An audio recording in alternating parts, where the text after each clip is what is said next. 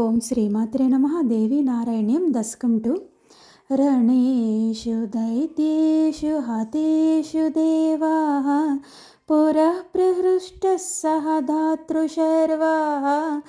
इयेक्षवो यज्ञपतिं विनीताः प्रपेदिरे विष्णुमनन्तवीर्यम् दृष्ट्वा च निद्रावशगं प्रभुन्तम् आदित्य चापाग्रसमर्पितास्यम् आश्चर्यमापूर्विबुधा न कोऽपि प्राबोधयत्तं खलु पापभीत्या हरेस्तदानी अजसृष्टवम्र्यां मुखार्पणा कुञ्जितचापमौर्वी भग्नादनुश्चार्जवम् आपसद्यः तेनाभवत्सोऽपि निकृन्तकण्ठः कायात् शिरस्तुत्पतितं मुरारेः पश्चात्सु देवेषु पपातसिन्धौ चेतःसुराणां कदने निमग्नं हाहेति शब्दस्सु महानभूच्च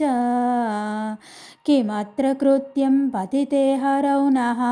कुर्मः कथं वीतिमिधो ब्रुवाणान् देवान् विधाताः भवेन्न कार्यम् अकारणं दैवमहो बलीयः ध्यायेत देवीं करुणाद्रचित्तां ब्रह्माण्डसृष्ट्यादिकहेतुभूतां सर्वाणि कार्याणि विधास्यते नः सा सर्वशक्त्या सगुणगुणा च इत्युचुषः प्रेरणया विधातुः त्वामेव वेदानुनुवुः सुराश्च दिवि स्थिता देवगणास्त्वमाता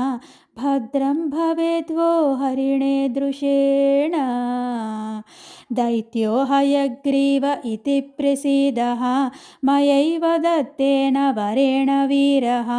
वेदान्मुनिश्चापि हयास्य मात्र वद्यो भृशं पीडयति प्रभावात् दैवेन कृतं हरिशीर्षमद्य संयोज्यतां वाजिशिरोऽस्य काये ततो हयग्रीवतया मुरारिः दैत्यं हयग्रीवमरं निहन्त त्वमेव मुक्त्वा सदयं तिरोदः त्वष्ट्राकबन्धे अश्विशिरो मुरारेः संयोजितं पश्यति देवसङ्घे हयाननः श्रीहरि उद्धितोऽभूत्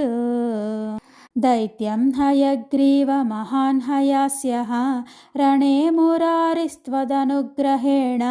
सदा जगन्मङ्गलदे त्वदीयाः पतन्तु मे मूर्ध्निकृपाकटाक्षाः